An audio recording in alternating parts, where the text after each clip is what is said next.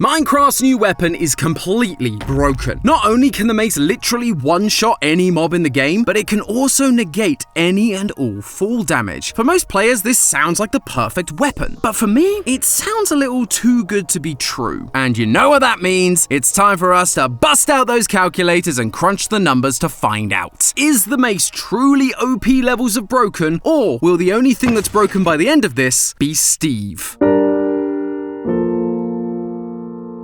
Hello Internet! Welcome to Game Theory, the show that's always got an ace up its sleeve. Or should I say, mace. Because in a recent update, Mojang released what might be the single most powerful, most unique, and all-around coolest weapon ever, the mace. At first glance, it doesn't seem too impressive, it only does the same amount of damage as an iron sword. But the mace's true power lies in the new feature known as the smash attack. Wonder where Steve got that name from.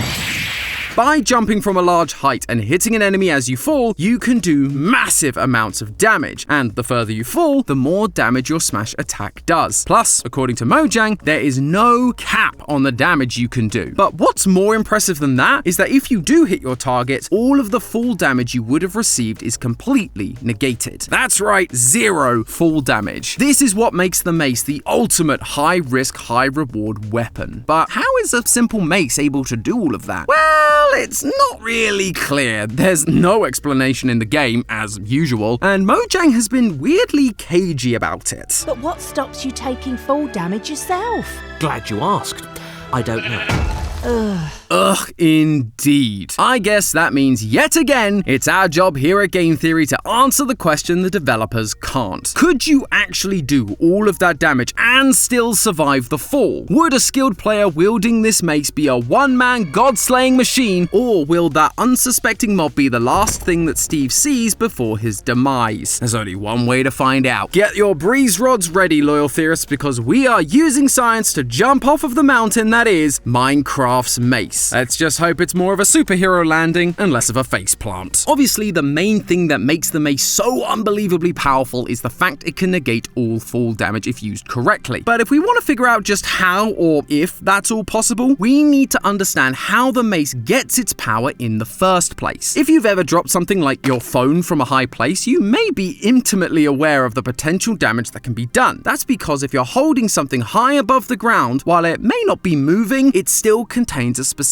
type of energy, potential energy that is just waiting to be released. If I then let go of that object, that potential energy is released as it starts falling towards Earth, converting into kinetic energy, or energy of movement. By the time that object hits the ground, all of that potential energy has been completely converted into kinetic energy, which leaves you with a cracked screen or a bump on your noggin if you get in the way. The higher off the ground an object is when you release it, the more potential energy it has, and therefore the more kinetic energy it has when it hits the ground. So on that front, it does seem like Mojang were paying attention in high school physics. The higher Steve's height is when he jumps, the more energy and destructive power the mace is going to have. But how much power is it exactly? According to the Minecraft wiki, the mace's base damage is 6, and the damage ramps up the higher you fall from. You can one-shot a player wearing full Protection 4 netherite armor from 30 blocks high, and if you jump from around 314 blocks high, you can deal enough damage to one-hit KO the game's strongest mob, the Warden. But that's all in-game damage. I want to know how much damage the mace would actually do. And for that, we're going to need to turn to an old favorite, FMA. Not the famous anime, although that is one of my personal favorites. I'm talking about our favorite equation, force equals mass times acceleration. Let's start with figuring out the acceleration, as that's actually pretty easy to calculate. You may already know that on Earth, every object, be it a bowling ball, a feather, or a human, has the same acceleration due to gravity of 9.8 meters per second squared. Unfortunately, that's not how it works in Minecraft. In the game, not every object experiences the same acceleration due to gravity. Instead, different entities experience different accelerations. For players and mobs specifically, they experience an acceleration of 0.08 blocks per tick squared. Fortunately, what we do know is that 1 block equals 1 meter and 20 ticks 1.6 equals 1 second. So after doing some quick conversions, Steve's acceleration due to gravity winds up being 32 meters per second squared, which is over 3 times the acceleration we feel here on Earth. He is taking falling like a rock to a whole new level. But regardless, we have our acceleration. Now we just need to figure out his mass, which is a little more complicated. Steve doesn't actually have a cannon weight or mass. However, he does have a cannon height. And thanks to Steve's blocky shape, it means that we can actually figure out his mass by first figuring out his volume. And to do that, we need to use my second favorite formula, density equals mass over volume. If only I had some kind of relaxing lo-fi to help me concentrate while I do all these equations. Oh wait, I do! Lo-fi! If you thought Minecraft's music was chill, just wait till you listen to this.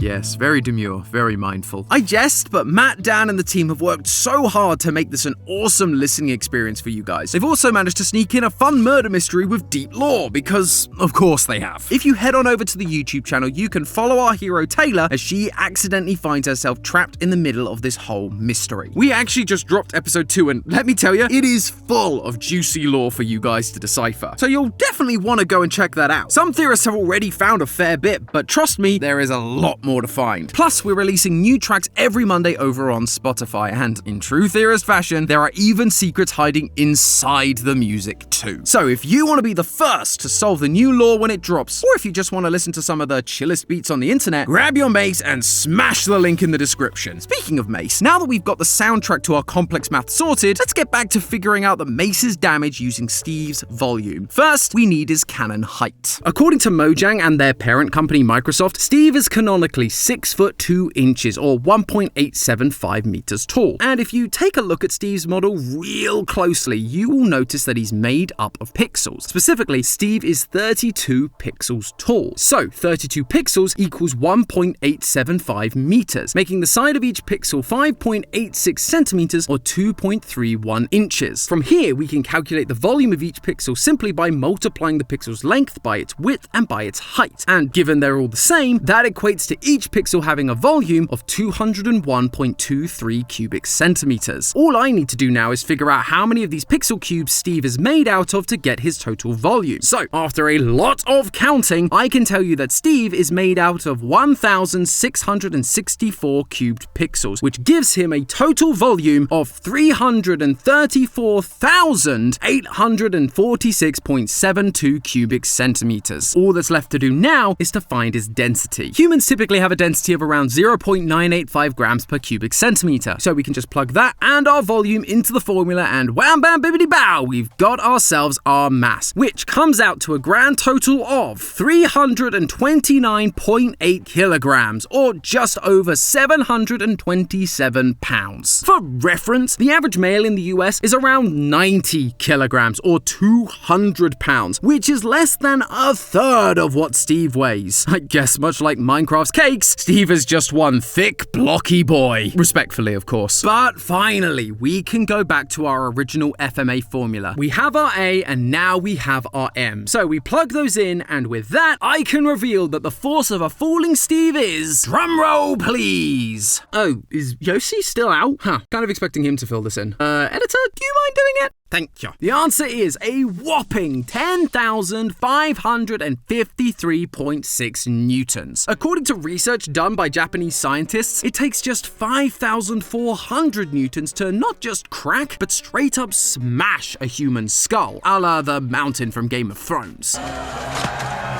Steve is delivering almost twice that amount of force. Whatever mob or griefer Steve decides to target, it is going to be completely obliterated. But if you think Steve is just going to be walking away from this experience, think again. With a successful smash attack, Steve immediately stops his fall, and while in the game that seems to mitigate fall damage, that's not how physics works. As the old adage goes, it's not the fall that kills you, it's the sudden stop. Once you hit the ground after a fall, while you might feel like you stop almost instantly, your organs, not so much. They continue to stay in motion after the initial impact. For a slow enough fall, it's no big deal. But if you slow down too abruptly, all of your squishy bits inside of you want to keep moving, leading to tears, bruises, and in extreme cases, permanent damage or even death. So it's less about how he's stopping and more about the fact he's stopping at all. Even if he hits an enemy, Steve is still slowing down extremely quickly, and that acceleration, or more accurately deceleration, is what's going to cause him a problem. When we talked about acceleration earlier, we were talking about the acceleration that all objects experience from being in Earth's gravity. But on a more mathematical level, acceleration is about how much of an object's speed or velocity changes over time. If I drop a bowling ball from a height, it'll experience acceleration equal to 9.8 meters per second per second. So that means that after 1 second, the ball has gone from 0 to 9.8 meters per second. After another second, the ball will go from 9.8 to 19.6 meters per second, and so on and so forth. Acceleration is just the change in velocity divided by the change in time. That's why units of acceleration are given in meters per second per second. And you can find out how fast an object accelerates, or in our case decelerates, by simply knowing the change in velocity and the time it took to make that change. So to test this, I fired up Minecraft for myself and had Steve perform some smash attacks from a height of 30 blocks, or 30 meters, the height it takes to kill a fully decked out netherite player. After running my test several times, I found that Steve's velocity when he landed his attack was around 32.13 meters per second. I also noted that on average, it took Steve just 5/6 of a second to go from top speed to 0. So using our new formula for acceleration, I was able to calculate that Steve's acceleration was 38.55 meters per second per second. We can now put that new acceleration back into our FMA formula, along with Steve's previously calculated thick boy mass. And from there, we can see that the force Steve feels from being decelerated that quickly is... Second drum roll, please! Look, I know I've already asked for one. I know Yosi's out and he normally deals with this. Come on, just do it for me, come on. The answer is 12,714 newtons. The human spine can only manage around 3,000 newtons before it shatters, and the femur, one of the strongest bones in the human body, can break at just 4,000. So yeah, Steve's not looking so hot after this. And it's only gonna get worse the higher he goes. If Steve falls from a height of 314 meters, enough to one-shot the warden, then the force that will be tingling through his body is an absolutely inconceivable 28,304 newtons. Now that's a lot of damage! Okay, so from those heights, Steve's gonna be flatter than a British pancake, but that does beg the question, what height could he fall from and survive? That turned out to be a much harder question to answer than I originally thought. You see, humans, we're weird sometimes. Some people can die from a fall as little as a few feet, while others have been known to fall from literal aeroplanes and live to tell the tale. Obviously, the range of a few feet to a few miles is a bit too big of a range to be very helpful to us. However, there has been rigorous scientific research into the average height of a fatal fall. One study from the World Journal of Emergency Medicine analyzed over 460 patients who were admitted to hospital for a fall in order to figure out the odds of surviving as the height of the fall increases. They discovered that at around 12 meters or 40 feet, patients had a 50-50 chance of surviving. For an average person, falling from a height of 12 meters will mean traveling at 15.34 meters per second when they make contact with the ground. Using FMA once again, we can calculate the force that a normal person experiences when landing that 50% fall, and it ends up being just 4,755 newtons. But remember, Steve is quite a bit heavier than your average person, and the gravity in the Minecraft world is way stronger. From 30 blocks, he was experiencing over 12,000 newtons of force. For him to hit that 50-50 chance of survival at just 4,755 newtons, he would only be able to jump from a height of 7 blocks, roughly the height of a 2-story house. High enough to be scary, sure, but not exactly high enough to feel like death is a fair outcome. Plus, at that height, his smash attack wouldn't even be doing enough to kill an Enderman. That amount of force is enough to kill someone 50% of the time. So if Steve wants to improve his odds, he's gonna have to go even lower than that, making the mace less and less effective. Especially when you consider that by the time you're even able to get the mace, you have plenty of other effective and safer tools at your disposal. You have enchanted diamond swords, plenty of armor, or you can just do it the old-fashioned way and drop an anvil on them from the same height. But when you can't even kill an enderman without risking your life to a coin flip, this high-risk, high-reward weapon is more like high-risk, no reward. But you know what? If Steve is gonna lose it all as soon as he uses this weapon, he might as well go out with a bang. Maybe someone, I don't know, stole his diamonds and now he wants revenge no matter the cost. If Steve did decide, screw it, forget surviving, just how much damage could I do with this thing? What would that be? At first, it seems kind of impossible considering there is a limit to how fast Steve can fall. Steve's top falling speed or terminal velocity is 78.4 meters per second. He cannot fall faster than that, and that would actually cap him out at about 31,000 newtons. That's pretty darn strong, but it's only a few thousand more newtons from what we calculated for his warden killing jump. And I think we can go bigger. The game does say there's no limit to the amount of damage he can do after all, so let's kick terminal velocity to the curb and keep climbing. And you know what? We might as well get rid of the height limits while we're at it. So with no more limits and a few more calculations, I discovered that if Steve was willing to climb a mere 6,000 blocks, about 2/3 the height of Mount Everest, after he jumped, he'd be hitting the ground with the same amount of energy as the atomic bomb dropped on Hiroshima. That is going to destroy literally everything within a 600 by 600 block radius. Enough to destroy pretty much any mega build that Diamond Thief could make. That'll certainly send a message. But you know what? Even that didn't feel like it was enough. I wanted to keep going. I wanted to take this to its absolute limit so that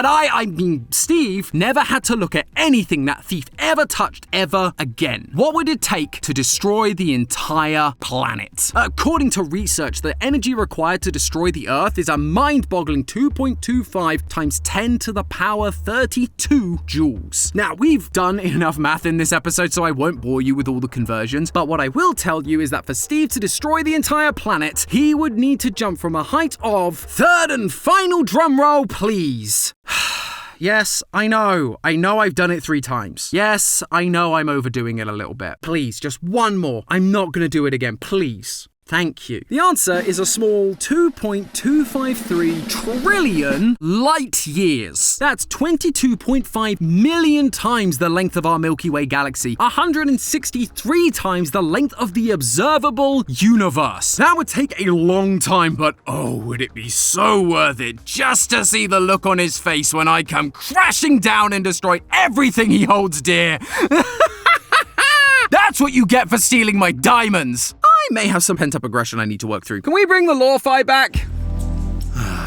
So calming. But there you have it, theorists. The mace really is the most broken weapon we've ever seen in Minecraft. Just not in the way Mojang intended. At the right height, you can literally destroy anything or anyone you can imagine. But it comes at a cost. Due to the force he's experiencing when stopping, even from a very small height, that epic superhero landing might just be the last thing poor old Steve ever does. At least until he respawns. But hey, that's just a theory. A game theory! Thanks for watching. And if you want to learn more about the story implications from the recent Minecraft update, then smash attack that video on screen to watch our episode on the trial chambers. Happy building, theorists.